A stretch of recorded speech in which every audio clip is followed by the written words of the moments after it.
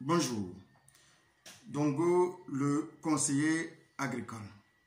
Si vous cherchez des conseils, des astuces, des techniques et des connaissances pour mener à bien, pour réussir vos différents projets agricoles, vous êtes à la bonne porte. Alors, ces deux choses qui se ressemblent d'ailleurs, je me dis, si j'avais su ça au départ, il allait éviter beaucoup de gâchis et beaucoup d'erreurs que j'ai vraiment cumulées qui m'ont fait un gros retard dans mon épanouissement personnel. Alors, c'est très important de connaître ces choses lorsque vous voulez investir en agriculture. C'est très important. Parce que je vous ai dit, cette chaîne, je l'ai créée pour vous partager mon témoignage, pour vous partager mes erreurs, pour vous partager mes succès, en même temps, pour que vous puissiez comprendre si vous voulez vous lancer.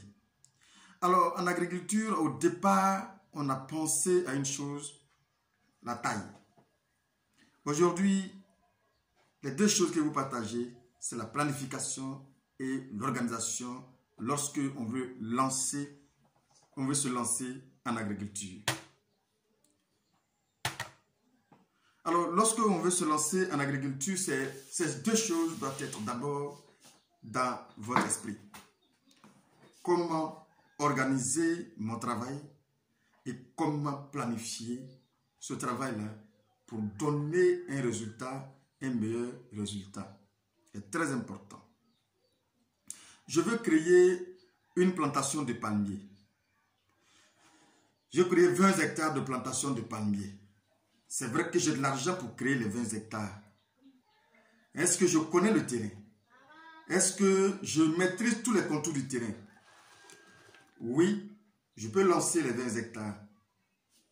Mais si je pense que je ne connais pas le terrain, je ne connais pas les contours du terrain, je ne connais pas les réalités du terrain, je ne sais pas ce qui m'attend sur le terrain, je m'abstiens et je crée, il ne serait-ce que 2 hectares pour voir comment je parviendrai à mettre en place d'abord ou bien à entretenir ou bien à mener les activités qui vont rentrer en ligne de compte de la création de ces 2 hectares. Alors lorsque je vais prendre d'abord soin de savoir comment j'ai pu arriver à mettre ça en place, je peux être armé désormais pour pouvoir effectivement lancer les 18 hectares si je sais que j'ai vraiment toutes les armes, j'ai vraiment maîtrisé les contours de cette activité. Je peux maintenant lancer les 18 hectares l'année suivante. Pour vous dire que lorsqu'on veut lancer un projet, quelle que soit la taille de ce projet, on va d'abord juger le terrain, connaître ce qui nous attend, maîtriser ce qui nous attend, lancer le projet. Très important. Ne pas minimiser d'abord les détails. Ne pas minimiser les détails, c'est très important aussi également. Parce que en général, lorsqu'on veut mener les projets, que ce soit élevage, que ce soit culture maraîchère, culture vivrière, culture pérenne, quel que soit ce qu'on veut faire, on a tendance à minimiser les détails, à dire bon, de toute façon, au moment opportun, on va faire ci, au moment opportun, on fera ça. Non, ça les gars, je vais vous décevoir, le moment opportun au niveau de l'agriculture n'existe pas. Ce que tu n'as pas fait maintenant, ce n'est pas au moment où tu auras la pression sur toi que tu pourras faire ça bien. C'est pourquoi il est important d'essayer de lever tout ce qui est comme contrainte avant réellement de lancer ou être rassuré que vraiment j'ai les armes nécessaires juste à côté pour me défendre au cas où en ce moment-là on peut se permettre de se lancer.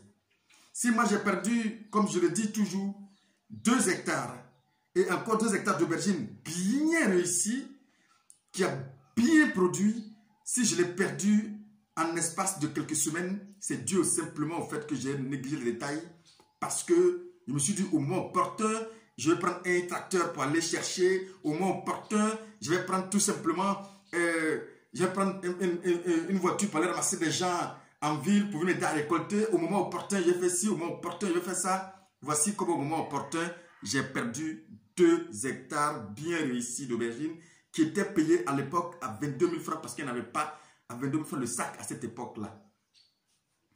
au moment opportun également, m'a fait perdre 1,5 hectare de choux qui pouvait me produire 45 tonnes. Parce que je sais que je dirais 1 hectare, je produis facilement 30 tonnes. Donc je sais que sur les 1,5 hectare, j'allais produire minimum 45 tonnes parce que les groupes qu'on avait effectués pour travailler, on a commencé à récolter pour mes amis. Je sais déjà ce qu'on récoltait sur les demi-hectares, 15 tonnes, 14 tonnes. Donc je m'attendais effectivement à 45 tonnes. Au moment opportun, je prends des barbelés pour entourer le champ. Parce qu'on m'avait prévenu qu'il y avait des hippopotames dans le champ, dans le Zikomwe à l'époque.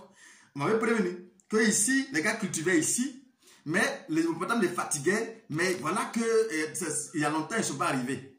Bon, de toute façon, moi, je me suis dit, au moment opportun, je vais prendre des barbelés, je vais essayer de entourer. Au moment opportun, je vais venir garder avec des bruits, ils ne vont pas rentrer. Au moment opportun. Les détails comptent beaucoup.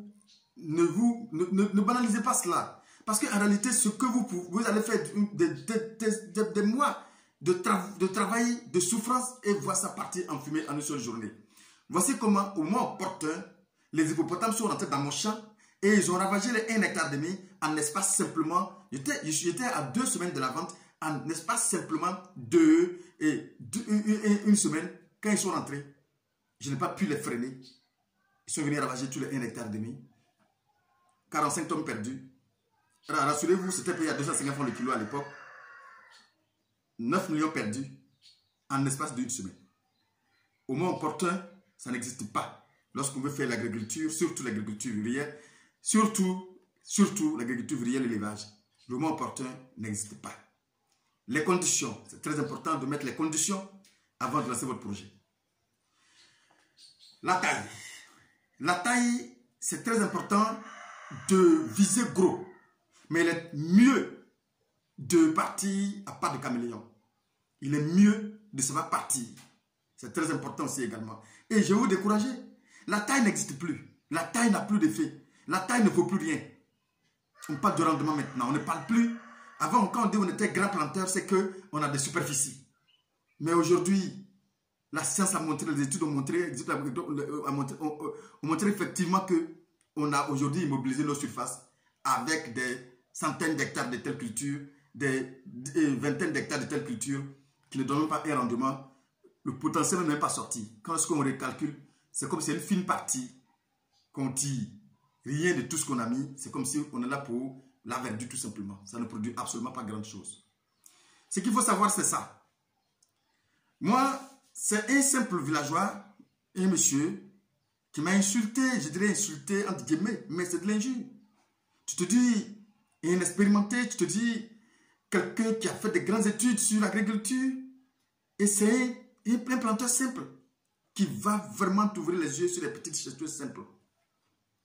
Imaginez-vous, je suis parti tout simplement, je suis quitté à l'usine, je suis en train de passer, j'ai vu le monsieur dans ses bas-fonds, et il est en train de faire cette culture de laitue tout simplement, avec quelques pieds d'aubergine, ça et là, et un peu d'oseille, en fait, un peu dans le champ.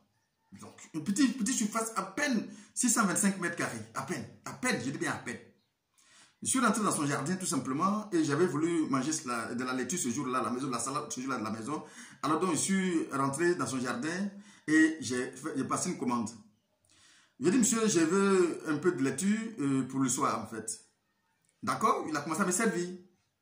Et lorsqu'il a commencé à me servir, j'étais en train de regarder le champ, la beauté de son champ, c'était une belle verdure et bien organisée. J'étais en train de regarder le champ et le monsieur a fini de me servir. Il a fini et il me tend mon lot. Il a dit c'était une touffe de salade là qui m'a tendu. C'était quand même costaud. Et je compte le nombre de pieds, je vois 5 pieds. Ça m'a quand même intrigué. 5 pieds à 500 francs. Parce qu'il a commandé pour 500 francs. Ça veut dire que le pied, il m'a vendu le pied à 100 francs. Mais quand même, c'est pas que je suis en train de me plaindre. Non. Mais c'était quand même une touffe qui était quand même costaud. Donc je me dis, mais attendez, 5 pieds à 500 francs, c'est intéressant. Donc pendant ce temps, je suis en train de regarder le nombre de bions qu'il a effectué, de planches pardon qu'il a effectué. Il a effectué, il y avait 10 planches qui étaient déjà, qu'il est en train de récolter, 10 planches. Donc je m'amuse à compter le nombre de pieds sur la longueur. Je compte 75 pieds sur la longueur. Je m'amuse à compter le nombre de pieds sur la largeur, je compte 15 pieds sur la largeur. Quand j'essaie de faire une multiplication, je trouve 1125 pieds. Je dis waouh. 1125 pieds sur à peine 15 mètres. Je ne sais pas comment, je ne sais pas, environ, si c'est trop, ça sera 15 mètres carrés, tout au plus. Il dit, mais attendez, si un pied à 100 francs, ça veut dire que cette planche-là va lui donner minimum 100 000 francs. C'est sérieux ça? Je ne crois pas en fait. Non, attends. Je regarde depuis, je lui pose la question. Mon frère, comment tu vas? Il dit, ça va. Je pose une question stupide. Réellement, vous vivez de quoi? Et puis, d'abord, la première des choses, il a souri. Il a ri. Et puis, il dit, patron, il dit oui. Mais je suis dans mon bureau. Là, la causerie va être beaucoup plus intéressante. Je pose la question encore de savoir, attendez, mon frère, tu estimes cette planche-là à combien comme ça? Il dit, bon, en général, lorsque ça ne va pas trop, ça peut être 100, ça peut tourner entre 100 000 par planche. Il dit, attendez, donc, j'hallucinais pas, c'est la vérité alors. Mais pour moi, j'hallucinais en fait. Il peut vendre facilement une planche à 100 000 francs, une petite planche à 100 000 francs, multiplié par 10 que je suis en train de voir. Donc, ça veut dire clairement que les 10 planches-là, minimum, vont lui faire au moins 1 million. Attendez, je ne croyais pas. 10 planches? Attends. Et c'est là la causerie avec le monsieur va s'approfondir. J'ai discuté longuement avec lui. Il va m'expliquer en long et en large comment il a pu bâtir son empire avec tout simplement cette petite surface. Je vous dis qu'il ne vaut même pas 625 mètres carrés. C'est-à-dire à peine 25 mètres, 25 mètres, 25 mètres carrés. À peine 25, 25, 25. Je vous dis qu'il ne vaut même pas 625 mètres carrés. Il a tellement organisé son site, tellement bien organisé. Non, j'ai dit, waouh, on n'a pas besoin forcément de faire des grandes études pour comprendre des choses simples. Au contraire, même lorsque on veut trop bien faire, parfois on complique tout vers la fin. Simplement, il a fait des escaliers dans son champ. Qu'est-ce que j'appelle escalier? Il y avait une culture, il y avait déjà dans sa lecture, il y avait une phase qui était déjà qu'il était en train de récolter, que moi j'étais en train d'acheter. 10 autres planches qui sont juste à une semaine, 2 semaines, tout au plus, une semaine ou bien 10 jours, déjà presque en maturité. Une autre phase qui était encore pratiquement un peu petit, mais quand même un peu plus beau. Une autre phase à peine repiquée, des planches vides qui n'ont même pas encore repiqué, mais là, une pépinière prête à être repiquée. J'ai dit waouh, ça c'est du génie. Ça c'est du génie. Mais c'est très simple. On n'a pas besoin de se taper l'esprit pour monter un projet aussi simple. Et là, je vais continuer de causer avec lui, de discuter avec lui. Il va me dire, cher monsieur, j'ai passé toute ma vie dans ce bas-fond. Ce que vous voyez là, toute ma vie, j'ai passé ça ici. Il courait vers les 55 ans, 50 ans environ. En tout cas, il courait 55 ans par là. Il dit ici, quand je suis arrivé de Burkina, Dieu merci, on m'a donné ça. On m'a abandonné ça parce que c'est un bas-fond. On m'a abandonné ça. Donc, du coup, personne ne sait une chaise à savoir ce que je suis en train de faire. Donc, je suis là. Et voici comment, tout doucement, j'ai aménagé ce bas-fond. Et je fais des billons, des planches un peu élevées pour éviter que l'inondation prenne mes clôtures. Et voici comment je suis resté là. C'est dans ça que j'ai construit ma villa dans laquelle je dors aujourd'hui. C'est dans ça que j'ai envoyé 2 de mes enfants en Europe. C'est dans ça que j'ai aussi effectivement construit une maison qui se trouve à Ouaga 2000. C'est-à-dire que Ouaga 2000, c'est un quartier de Burkina où n'importe qui ne peut pas vraiment investir. Je vous dis, selon les informations que j'ai reçues, à Ouaga 2000, minimum 30 millions au moins le terrain d'abord. Donc du coup, ce monsieur, dans ce bas-fond, a construit dans un quartier, quand on dit quartier IP, attendez, j'ai dit mais attendez, c'est de l'injure ou quoi? Il est en train de m'insulter. Pendant ce temps, j'ai passé tout mon temps à faire 2 hectares, 3 hectares, 4 hectares, tour de travail, dépression par-ci parce que tu n'arrives même pas à dormir. Le monsieur, il ne travaille pratiquement pas et tranquillement, il a pu construire sa vie, créer son environnement, son empire. Et 2 des enfants étaient à l'université qui étaient tellement à l'aise à l'université. Ah oui. J'ai compris effectivement que parfois, on se fait tellement de travail et on se donne des dépressions inutiles pour des choses aussi simples. pour des choses aussi simples. Il m'a ouvert carrément les yeux. Et j'ai compris, et à partir de lui, j'ai quand même, je dirais, rattrapé tout ce temps perdu.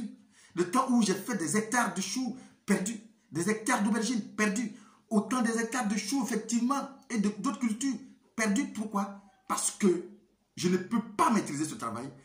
Quand les manœuvres me lâchent, mon activité est lâchée.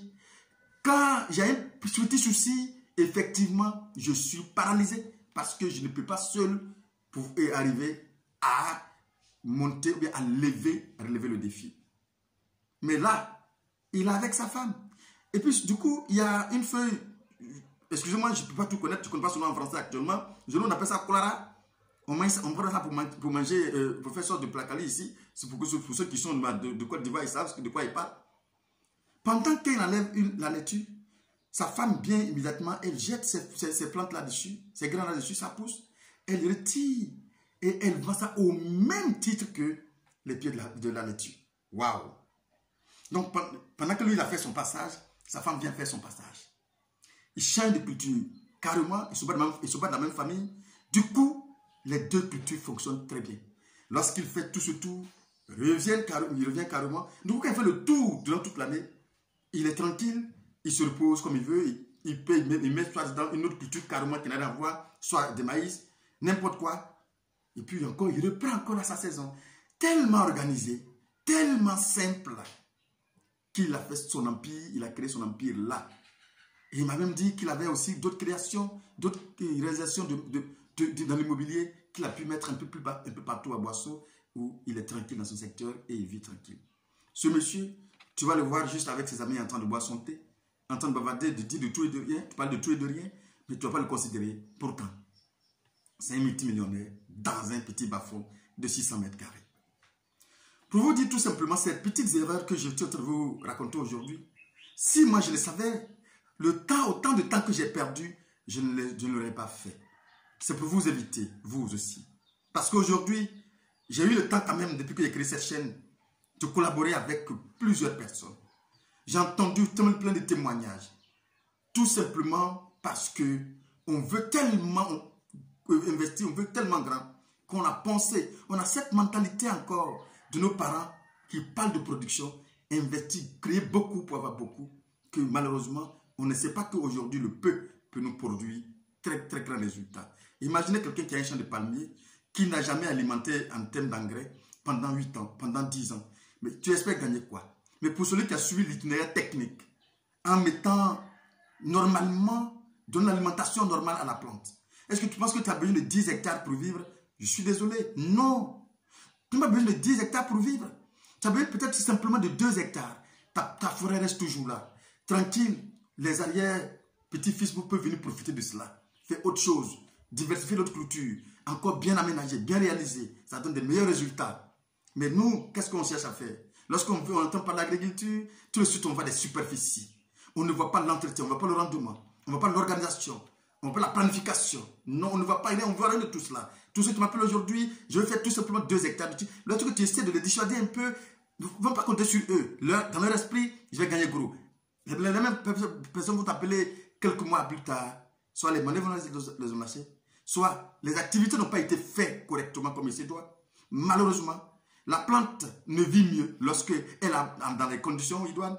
Malheureusement, une plante, lorsque tu passes ton temps à minimiser, à négliger, à marcher dessus, disons, bon, ça peut attendre, mais effectivement, il va donner le résultat de ça peut attendre. Parfois, parce que tout simplement, lorsqu'on est débordé, on est obligé de faire ça. Pas parce qu'on veut le faire, mais on ne peut pas le faire seul. On est obligé de faire cela parce que tout simplement, on pense que bon, la plante va se défendre seule. Effectivement, quand la plante se défend seule, mais effectivement, elle donne les résultats de la défense seule. C'est tout à fait évident. Beaucoup m'appellent pour dire, j'ai pensé avoir tel nombre de tonnes à l'hectare. Par contre, je suis en train de me rendre compte que ce n'est pas le cas. J'ai dit non, ça ne sera jamais le cas. Ça ne sera jamais le cas tant que tu n'as pas pris soin de mettre la plante dans les conditions pour tenir les 20 hectares et de 20 tonnes. Attendez, ne trompez-vous, hein. Ne pensez pas que lorsqu'on dit 10 tonnes à l'hectare, 40 tonnes à l'hectare, c'est parce qu'on va planter et puis quitter là. Non, hein. Il y a les conditions dans lesquelles il faut mettre la plante. Je suis désolé de vous décevoir. On ne plante pas et puis dire que la terre n'a qu'à me soutenir. Non, non, je suis désolé. Hein. Ce sont des techniques de culture. Ce sont un ensemble d'organisations de planification, d'une prophylaxie qu'il faut mettre en place correctement. La plante dans les meilleures conditions de vie qui donne ces résultats-là. Ce n'est pas simplement la superficie. Certaines personnes nettoient 10 hectares et ils font une éradication de demi-hectare. Ils disent que j'ai nettoyé et j'ai fait 1 hectare. Je suis désolé. Tant que tu n'as pas fait un piquetage normal, définir le nombre de planches normales qu'il faut mettre, mettre le nombre de pieds normal qu'il faut mettre, mon ami, tu n'es pas en train de faire 1 hectare. Tu es en train de gaspiller ton terrain et tu as mis simplement une petite, disons, quelques pieds pour dire j'ai fait 1 hectare. Je suis désolé. Ça ne fonctionne pas comme ça. C'est pourquoi vous avez besoin forcément d'être suivi, de coaching. Vous avez besoin forcément, je le dis forcément, de quelqu'un pour vous partager son expérience. Sinon, vous allez toujours revenir toujours à la case de départ, toujours à la case de départ parce que je sais de quoi je parle. J'ai eu le temps de le constater, j'ai eu le temps de l'apprécier depuis mes années de travail dans cette activité. J'ai eu le temps de savoir encore plus lorsque j'ai lancé cette chaîne. J'ai eu le temps de savoir beaucoup de choses, que c'est les mêmes erreurs que j'avais commises au départ, que tout le monde est en train de commettre. Tout le monde. Il dit bien tout le monde. Bien, tu m'as appelé, qui investit dans un projet qu'il ne maîtrise pas à hauteur de 17 millions. Ce qui n'est pas mauvais, mais quand même, il faut quand même maîtriser. Il faut quand même maîtriser. Allez-y, comme un entonnoir, avec la forme d'un entonnoir. Vous agrandissez comme ça. Comme ça se fait. Ça s'agrandit comme ça. C'est comme ça qu'on investit. Même si on a 10 milliards, on veut investir. Même si on a 10 milliards et qu'on veut investir, c'est comme ça que ça se passe. Parce que quoi qu'il en soit, on ne peut jamais minimiser tous les problèmes au niveau de l'agriculture. Jamais. On va rencontrer, quoi qu'il en soit, on va rencontrer des difficultés qu'on va essayer de résoudre. C'est l'ensemble de ces résolutions qui nous permet d'être sur les rails et de partir maintenant à tête reposée tranquillement, mener à bien notre activité. Ce que je vous dis aujourd'hui, ce que je vous partage aujourd'hui, si moi je l'avais su, je vous assure, je ne perdrai pas autant de temps, autant d'énergie, autant d'argent. Non, je ne perdrai pas. Celui qui a les oreilles pour entendre, qu'il entende. C'est le même Dongo. Dongo, le conseiller, l'entrepreneur et le promoteur agricole. Encore une fois, à bientôt pour une autre vidéo. Merci.